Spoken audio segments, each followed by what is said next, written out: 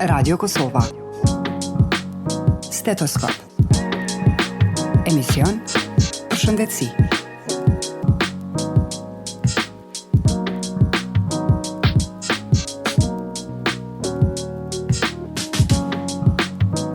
Kujdesi oral të fëmijët është shumë i rëndësishëm dhe duhet filloj qysh në muajt e parë të jetës.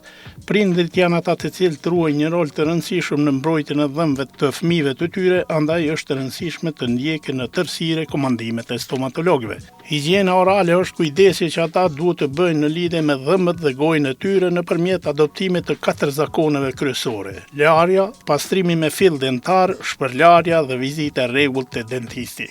Prishja e dhëmbëve është një nga problemet më të rëndësishme të shëndetit të dhëmbëve që shfaqet tek fëmijët.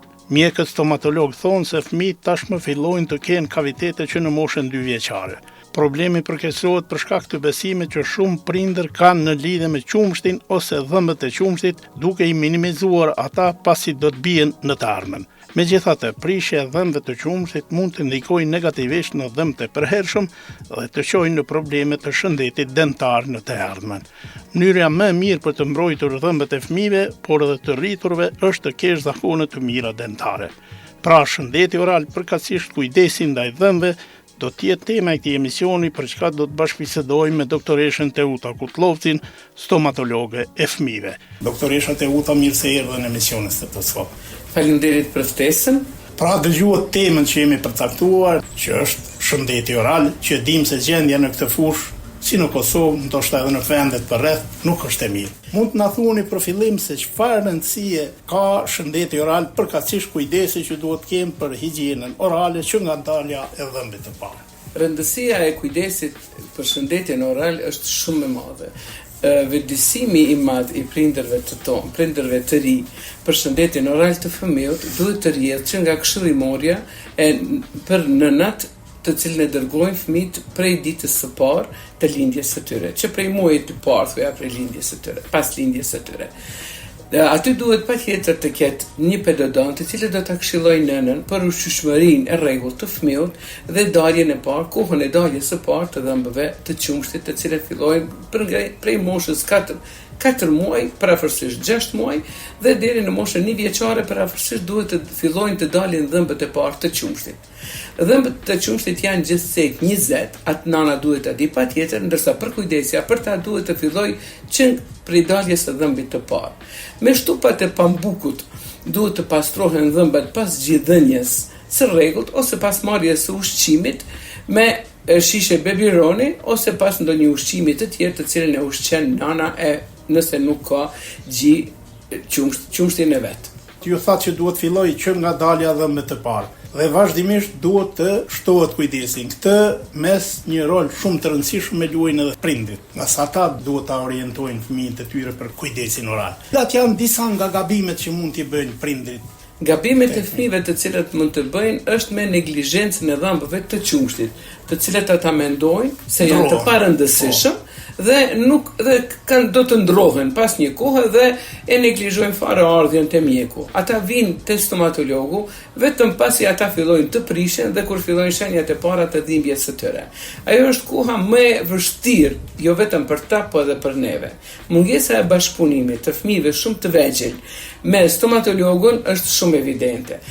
Duhet filloj ky bashkëpunim me stomatologun? Ky bashkëpunim duhet të fillojë me daljen e dhëmballave të para të dhëmbëve të qumshtit, të cilat dalin në gojë diku rreth mosha 1 vjet e gjys deri në 2.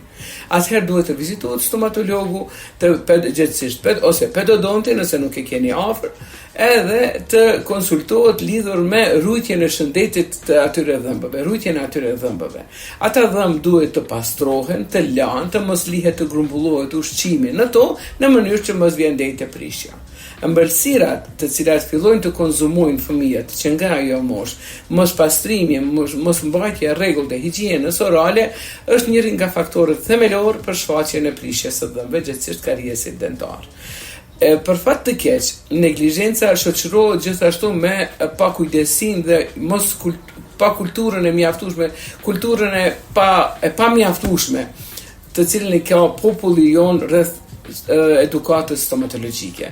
Fëmijët duhet jo vetëm të dërgohen sikur te pediatri, duhet të dërgohen edhe te stomatologu në mënyrë që të përkujdesin jo vetëm për shëndetin oral, po edhe zhvillimin e drejtë të kokës, të qafës, të nufullave, në mënyrë që të jetë një fëmijë i shëndosh jo vetëm fizikisht, si i themi ne prej qafës poshtë, po edhe nga kokën ta ketë gjitha dhëmbët dhe nufullat i ketë në gjendjen më të mirë si duhet. Doktoresh, është evidente se kemi të gati çdo fëmijë kemi prishje bukur të mëdha të dhëmbëve.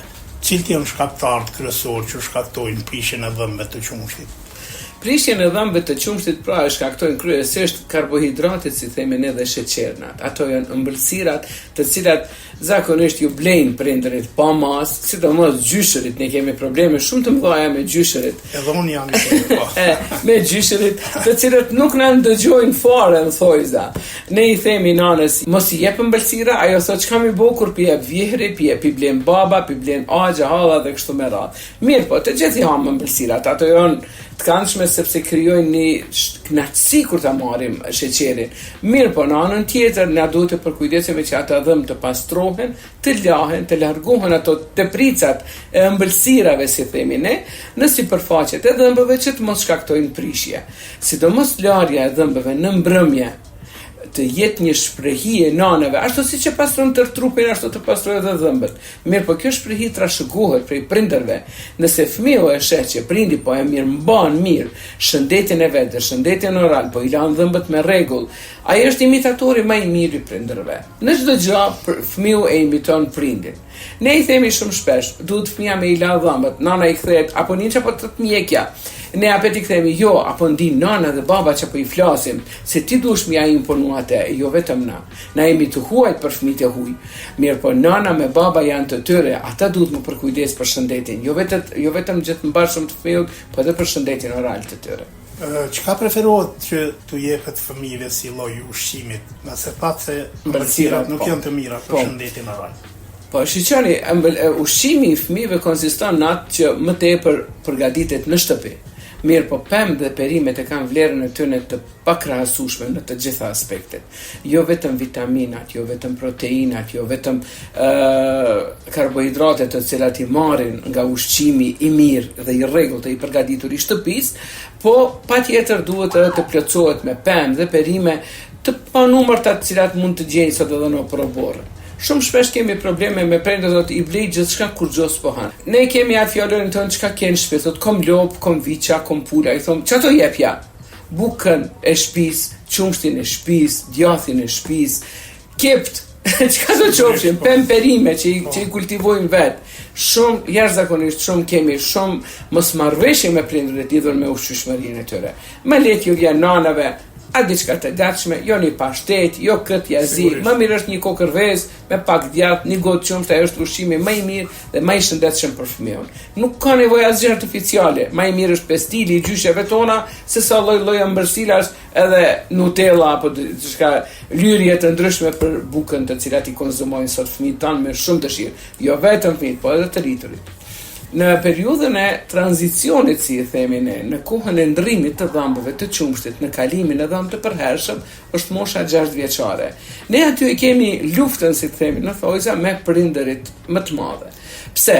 Pse ata nuk e kuptojnë se dhëmbët e ri kur të dalin janë të përjetshëm, më nuk ndrohen. Në moshën 6 vjeçare fillon ndrrimi i parë i 2 dhëmbëve të poshtëm në nofullën e poshtme. Zakonisht ka variacione kohore të ndryshme, mirë po, zakonisht në nofullën e poshtme fillojnë të ndrohen 2 dhëmbët e parë. Pastaj vazhdojnë të dalin dhëmballat e para të përhershme, që i themi ne molarët e parë të përhershëm. Rëndësia e këtyre dhëmbëve është e pamajshme, është e pakrahasueshme, sepse ata janë dhëmbë që i themi ne çelës të çdo funksioni të gojës, të funksionit të radhitjes së mirë të dhëmbëve, të funksionit të radhitjes së drejtë të nofullave, si dhe parandalimit të anomalive të ndryshme të cilat shfaqen në nofull. Për këtë arsye është obligative dhe detyrueshme që fëmijët të kenë një vizitë rreth moshës 6 vjeçe që të kontrollohen dhëmballat e para, të shohim në çfarë gjendje janë. Po, janë vëdësimi ka filluar deri dikon. Mirë po, kemi një mangësi shumë të madhe në sistemin shëndetësor. Pse? Unë jam mjek cili kom punu para luftës edhe në shkolla. Para luftës, se cila shkollë e qytetit, nuk di për qytetet e tjera, ka pas mjekun e vetë shkollor. Mjekun, ose pediatrin, po edhe stomatologun. Nuk ka qenë nevojshme me qenë specialisti në asnjë shkollë e qytetit nuk e ka stomatologun sot. 25 vjet ne kemi vakumin e edukimit të mirëfillt dentar në qendrat e mjekësisë familjare. Sikur të kishin funksionu këto qendra, sikur të kishin funksionu vargu i stomatologut shkollor, i cili do të bënte vizitat sistematike, i cili do të përcjellte gjendjen e shëndetit oral të fëmijëve, mu në kohën e tranzicionit më të madh të tyre oral, që është mosha 6 deri në 15 vjeç, derisa ata të kryejnë klasën e 9. Ne kemi punu shumë si mjek shkollor dhe atë para luftës dhe na ka ndihmuar shumë sistemi i vjetër, të cilin ne sot atë shumë po mundohemi me harru. Mirë po, ajo periudhë ka qenë shumë më e mirë se shkollat fillore kanë qenë edhe objektet tona, kryesisht shkollat e qytetit gati vetëm një shkollë nuk ka funksionu nxënësit ton, shqiptar. Të gjitha shkollat e kanë pas sistemin paralel, shqip dhe gjuhën sërbe. Në atë kohë kam punu stomatolog dhe jam për kujdes shumë. Shkolla e Minduraku, shkolla e Frashëri, shkolla Elena Gjika, shkolla San Prishtina, shkolla Asim Vokshi, shkolla Zenel Hajdini, të gjitha kanë pas stomatologun e vet. Dhe të gjithë ata janë për kujdes për shëndetin e fëmijëve. Kanë marrë vizita sistematike, kanë trajtuar dhëm të çumshtit, kanë trajtuar dhëm të përhershëm, i kanë parandaluar anomalitë eventuale në cilat i kanë pas. Sot fatkeqësisht qendra mjekësisë familjare dhe qendra jon klinike universitare për kujdeset për shëndetin e fëmijëve. Shkollat gati që e bëjnë vizite sistematike, nëse qendra mjekësisë familjare e bën si obligative në kuadër vizitave sistematike të cilat i parasheh jo vetëm për shëndetin oral, por për shëndetin e gjithëmbashëm të fëmijëve. Doktoresh, ju thatë se në moshën 6 vjeçare fillojnë të dalin dhëmballet e parë. Dhëmballet dhe Andodh shpesh për shembull që vijnë raste që pikërisht ata dhëmbët i kanë të prishur, nga se prindrit shpeshherë ngatrohen, nuk e dinë që ata nuk ndrohen. Aty kemi edhe një ballafaqim tjetër me prindrit. Kur i themi e ki vonu, jo, ato i kanë darë, thotë që tash edhe mo i bin ato i bin ata dhe i ndrohen ata dhëmë. Pa dituria e prindërve për daljen e dhëmbëve është edhe mangësi e pediatrëve. Ne shumë shpesh i kritikojmë pediatrët, pse nuk na jepni një raport të dhëmbëve për fëmijët, për dhëmbët e fëmijëve, në mënyrë që edhe ne ta bëjmë punën tonë. Shkojnë drejt vetëm bajamit i kontrollojnë, eventualisht vesht, nëse ka probleme tjera fëmiu, po ju dhëmbët, i thonë, po i kaloni 20 dhëmbë, e po shkoni drejt të fyti, e nuk ndaleni pak me thonë nanës, babës, prindit, kujdestarit, kush dhe qaftë. Ju lutem shkoni i dërgojeni fëmijën se i ka dhëmbët e prishur. Është vërtet që bashkëpunimi me fëmijët shumë të vegjël është shumë i vështirë. Vetëm ne e dim se sa e vështirë është që ta ulesh një fëmijë në karrik, ta bindesh që tulet, t'ja fitosh zemrën, edhe të fitosh besimin e tij që ai ka me pas pak dhimbje, s'është vërtet që mjeku nuk të bën kurrë, se prindërit janë të mos u tut që kurrë s'kam me të bë. I them pse po e rren që s'kam i bë kurrë, unë s'kam i fry, unë kam ja rregullu dhëmbët. Po ne ka dalë me bindje, fëmiu është më i mençur se na. Fëmiu na imiton neve, po edhe na kopjon neve. Na sheh çka si po sillemi ne, ai të njëjtë mënyrë sillet. Shqyr Zotit i kemi fëmijë shumë të shnosh, i kemi fëmijë shumë të bukur. Nuk ka fëmijë më të bukur se fëmijët e Kosovës. Mirë po, për kujdesja për shëndetin, për edhe gjithëmbashëm edhe shëndetin oral, të na këm frikë se është shumë nivelin e shumtur. Kur jem te pastrimi, ju thatë se në fillim duhet bëhet pastrimi me një shtup të pambukut. Po.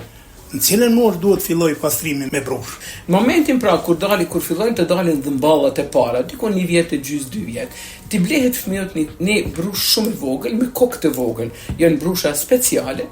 Pasta e dhëmbëve ka rolin e detergjentit. Ajo mundet me pas ose mos me pas. Na në kohën shpesh prind, sikom nuk kemi mundësi mi blej, thëm hiç mos me pas mundësi, vetëm me ujë mi ala është mjaftueshëm, mos t'i flan ushqimin dham, mos t'i flan atë kuptimin që mos t'i grumbullohet. Muqa i grumbullimi e dhamit, grumbullimi i ushqimit në dhëm, e shkakton formime e që themi ne pllakut dentar. Ai është faktori themelor grumbullimi I tij nëpër sipërfaqen kafshuese të dhëmbëve për me mujt me formu prishjen, për me bë që e shkakton prishjen e dhëmbit. Në moshën 4-5 vjeçare, fëmia duhet të ketë brushën e vet, të cilën duhet me ndru 3 deri në 4 muaj, nuk guxon me mbajt më tepër. Në momentin që fillon me u zbut, brusha e humb efektin e vet.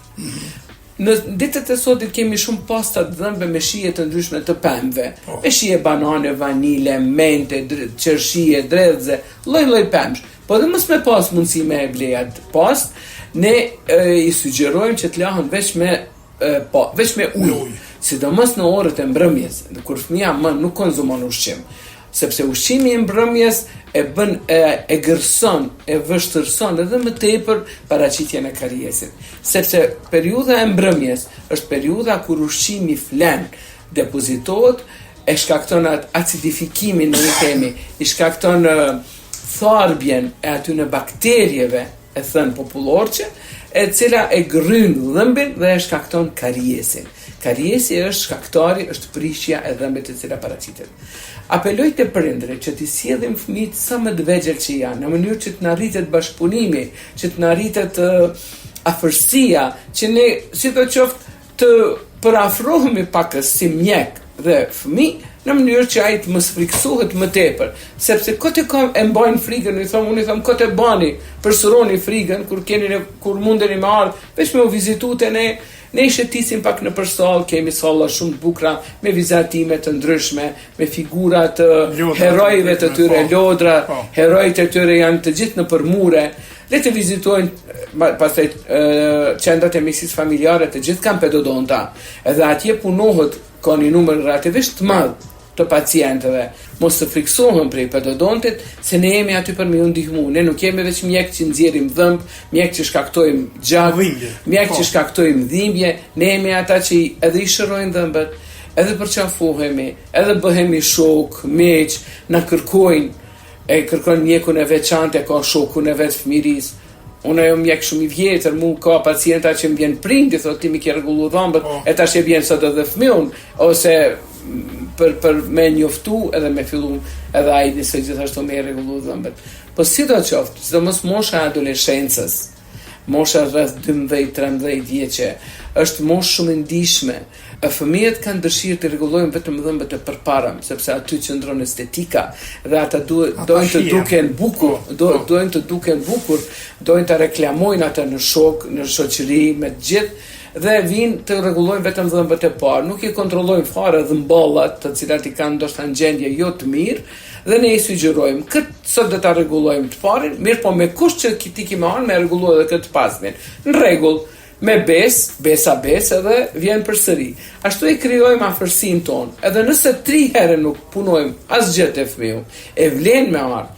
Ne e di që prindërit tonë janë të nxanën, prindërit e ri, e kanë kohën gjithmonë të limitume, sepse punojnë shumë më shumë se sa na kur kemi qenë më të ri. Mirë po, fëmia është I tyre obligim, fëmia është obligim I prindit. Kur e ka lind, duhet me ditë që ai duhet me eduku, me shkollu, me mirëmbajt shëndetin e atij. E jo me thonë, e bi kur të kom kohë, qysh ti kom rënë. Po sigurisht se çdo vonesë në këtë drejtim mund të shkaktojë probleme shumë të mëdha. Shumë më të mëdha, se në çdo ardhje ne diçka I bëjmë fëmijët, nëse bashkëpunon. Mirë, po nëse nuk bashkëpunon, ka fëmijë, ka prindër të cilët I sjellin me nga 15 herë. I kanë vizituar krejt qendrat mjekësisë familjare në Prishtinë, I kanë dërguar në ordinanca private, e tash çka më I bën, na duhet ato me zbut, në thojza. Bile një 3 herë për me mujt me afitu zemrën pak, edhe me mujt mandej me fillu diçka me punu me ta. Shumë rapa jemi, shumë kulturën stomatologjike, edukatën stomatologjike e kemi jashtëzakonisht. Fatkeqësisht e kemi jashtëzakonisht tërt. Si unë besoj që viteve të fundit ka filluar diçka të përmirësohet apo jo? Ka një rritje e vetëdijsimi, një ngritje e nivelit të vetëdijsimit është pak më tepër, si dia është fala ajo agjitimit ton të shumë të gjatë që të cilin e bëjmë.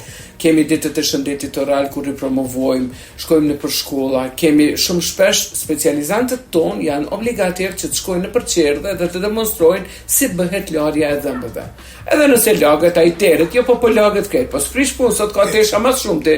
Sigurisht. Po, ti lajnë, ti pastrojnë dhëmbët, t'ju blejnë brushat dhëmbë, kemi projekte ndryshme. kolekte me punojnë në projekte të ndryshme në të cilat e promovojnë llojet e pastave të ndryshme se cila po vepron më së miri në parandalimin e paraqitjes së karrierës. Ajo është kur jemi të pasta deshta të pyes se cilat pasta i preferoni për fëmijët e moshës prej 1 deri në 5 vjeç. Çfarë pasta duhet përzgjedhin? Pastat më të mira janë pastat me fluor. Mirë po, ato e kanë edhe një shije pak më djegës e fëmijët fort nuk i preferojnë. Për atë arsye, unë e them, pasta është detergjent, mund është me to, mund është edhe pa to. Cila do që tjetë? Kur të rritet pakës më tepër, atëherë veç ne fillojmë me masat tona se bëjmë edhe fluorizimin e dhëmbëve. Fluorizimi bëhet me anë të ujrave për shpërlarje të gojës, bëhet me anë të llaqeve të ndryshme, sikur llaku i thojve. Ne i themi fëmijët, mos u frigo, kam utilitezja dhëmbët me llak. Sikur çuçi lyn nana thojt, njëjtë mënyrë edhe unë kam t'i lyë dhëmbët me llak dhe ti kimu bo shumë i bukur dhe kimi pas dhëmbë të shëndosh. Edhe ai shoku yt i klasës kur ti vjen era e keqe e gojës, ti kimi thonë që run sa bukur i kam rregullu dhëmbët, edhe herën e ardhshme kimi marrë bashkë me shokun. Në këtë mënyrë na mundohemi që ti parafrojmë sa më shumë fëmijët që të vinë, të na vizitojnë, jo vetëm neve, po edhe nëpër lagjet e veta, jo thash secila ambulancë e qendrës mjekësisë familjare sot e ka pedodonti. Pedodonti është obligativ me pas edhe me rregullore të qendra mjekësisë familjare.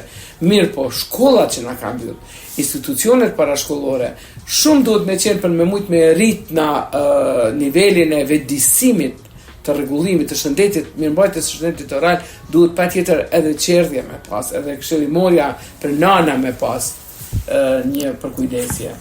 Kemi hyrë minutat e fundit të misionit dhe ne zakonisht për fund flasim për preventiven.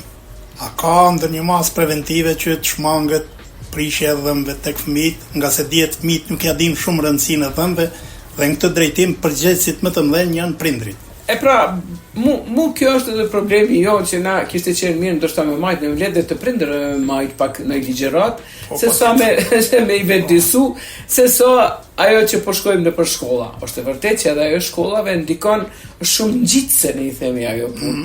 Se fëmia në sheh edhe i imiton edhe i lajnë dhëmbët bashkë. Në institucione parashkollore në qerdhe ekzistojnë lavamane të vogla në cilat ata i pastrojnë dhëmbët e përkujdesën i la duart e shëndetin.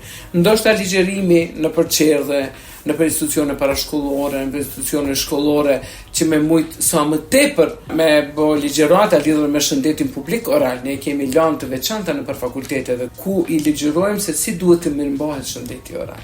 Kjo konsiston në përsëritjen se higjiena orale është çelësi më i mirë për mirëmbajtjen e shëndetit oral. Një higjienë e mirëmbajtur mirë, sidomos në orët e mbrëmjes. Ne themi patjetër të lajsh 3 herë në ditë dhëmbët, po edhe 2 herë me i la është krijohet mrekullia. Po larja e mbrëmjes është diçka e pakrahasueshme me larje tjera ditore. Që duhet kur sesi ata na shkalohet. Edhe pastrimi i ka ato teknikat e veta. Po, të vënë edhe gabimet shumëta, ose lahen shumë shkurt, do të thot vetëm sa për të thënë që i ka bë pastrimin e dhëmbëve dhe lëvizjet nuk janë adekuate. Si duhet bëhet pastrimi i dhëmbëve? Kemi një thënie na pedodontat sa kohë ti lan dhëmbët. Ne i themi fëmijëve, merre se të gjithë fëmijët sot janë me telefona në dorë, janë me tableta, janë të digitalizuar deri në ekstrem. E i themi, merre telefonin e lëshoni këngë që i ka 2 minuta e gjysmë deri në 3 minuta. Atesa të përfundon kënga ti kime i fërku dhëmbët. Mënyrat e larjes së dhëmbëve ekzistojnë disa teknika të larjes. Por larja rrethore që përfshin larjen edhe në mishrat të dhëmbëve, edhe si përfaqen kafshuese të dhëmbëve që i themi ne, edhe si përfaqen e jashtme dhe të brendshme, mjaftojnë 2 minuta e gjysmë, 3 minuta për me mujt me përfshi krejt gojën dhe një pastrim të mirë fillt të sipërfaqeve të dhëmbëve. Larja e gjuhës pastaj është edhe ajo një pjesë relativisht e rëndësishme e shëndetit oral, se ushqimi depozitohet, ushqimi dhe pigmentimet e lëngjeve të ndryshme, e pijeve të ndryshme të cilat i konsumojmë, pemëve të ndryshme akumulohen, depozitohen edhe në pjesën e gjuhës, dhe ajo mundet me shkaktu një prishje nëse fëmiu nuk e pastron për një kohë të gjatë. Mirë, por në përgjithësi, unë i them fëmijëve vjen era shumë e mirë, shumë e këndshme, fëmijët janë engjëj ton, dhe ata duhet patjetër ti rrisim t'i edukojmë që ti kemi sa më të shëndosh edhe sa më të mirë. Doktoresh, nëse nuk keni asgjë për të shtuar, unë ju falenderoj shumë që ishit pjesë e misionit Stetoskop dhe ju dëshiroj sukses në punën tuaj që e keni me fëmijë me moshën do thot më të ëmbël. Po, patjetër. Unë e them, pedodonti është mjeku më simpatik dhe i cili më shumë flet me gojë se sa që punon me duar. Ne merremi shumë me trajtimin e fëmijëve të cilët janë të shëndosh, të mirë, të bukur ashtu siç i kemi fëmijët. Mirë, po fatkeqësia e jonë kemi edhe fëmijë me nevoja të veçanta, edhe atë përsëri fatkeqësi them se janë shumë në numër, po shtohen edhe nuk po e dim arsyen pse. Jo pasojat e Covidit, jo pasojat e bombardimeve, nuk mund tash ta përgjithsoj për një smundje kaq të rëndë e cila po e atakon rinin ton, ata janë ardhmëria jon dhe ne i dojmë shumë të mirë, të pastër, të edukum, ashtu ata edhe shkollohen të mirë, mande kur janë të shëndosh edhe kur janë të mirë dhe të ndëgjueshëm. Për kujdesja për shëndetin oral të këtyre fëmijëve është shumë më e veçantë dhe shumë më specifike se të fëmijët e tjerë që janë të shëndosh. Ne nuk themi fëmijë normal dhe jo normal, të gjithë fëmijët i kemi shumë normal. Mirë, po janë fëmijë që kanë ngjecje pak në zhvillimin psikofizik të tyre, të cilët kërkojnë një trajtim të veçantë nga psikologu dhe nga stomatologu. Për këtë arsye duhet i sjellim që në momentin që diagnostifikohen, sidomos autikët, fëmijët me sindromën Down, fëmijët tjerë që janë hiperaktiv, fëmijët me ngjecje në zhvillimin e vet psiqik, në momentin që vinë ata që e vizitojnë klinikën tonë, ne kërkojmë dokumentin e psikologut ose të psikiatrit të fëmijës të cili e përcjell gjendjen e tij, që të dimë si t'i qasemi dhe punojmë, kemi kthina të veçanta dhomën, e lirojmë dhomën për ata fëmijë që në mënyrë që mos stigmatizohet nga fëmijët e tjerë, ose mos ta ndinë prindërit keq veten nga të afër prindërve të tjerë, të cilët janë të prit me fëmijët e vet, të cilët janë më të shëndosh nga aspekti psiqik. Kjo është pika jonë më e dëmshme. Këta fëmijë janë vërtet kanë nevojë shumë për përkrahje. Ne shumë po mundohemi me ta, po i caktojmë shumë shpesh, mirë po bashkëpunimi me ta është jashtëzakonisht i vështirë. Dhe është shumë i kemi në stadiet e zhvillimit të këtyne të ndihmës së këtyne fëmijëve, fillimin e kemi tash. Se për më një herë na u kanë paraqit shumë raste dhe tash po mundohemi si të gjejmë gjuhë përbashkët në mënyrë që t'ju ndihmojmë sa më shumë atë fëmijë. Doktoresh, faleminderit shumë dhe ju dëshiroj sukses në punën tuaj. Faleminderit edhe për juve. Të nderuar dëgjues, më kaq që kemi përfunduar emisionin e sotëm Stetoskop. Faleminderit për vëmendje dhe vazhdoni që ndroni edhe më tutje në valë të programit tonë.